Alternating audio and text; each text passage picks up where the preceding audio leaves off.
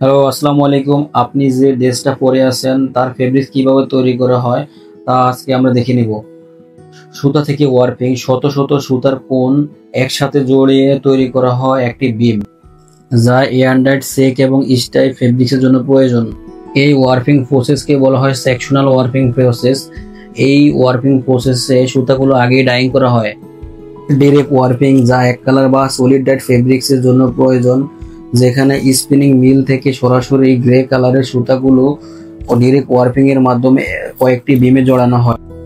সুতা সহজেই লুমে গেলে ছিঁড়ে যেতে পারে, তাই সুতাকে শক্ত এবং মজবুত করতে প্রয়োজন সাইজিং প্রসেস, যেখানে শত শত সুতার কোণকে জড়িয়ে তৈরি করা হয় বিম।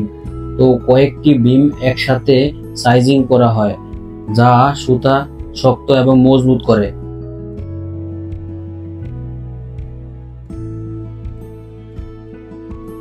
লুম সেট আপ, এবারে ধাপ হলো লুমে সুতা সেট করা, রিডের ফাঁকে সুতা গেঁথে দেওয়া, তারপর নটিং করে বিম জোড়া দেওয়া। এয়ার জেট লুম, ওয়াটার জেট লুম, রেপেয়ার লুম, প্রতিটি সুতা একে অপরের সাথে ক্রস করে তৈরি করা হয় ফেব্রিক্স।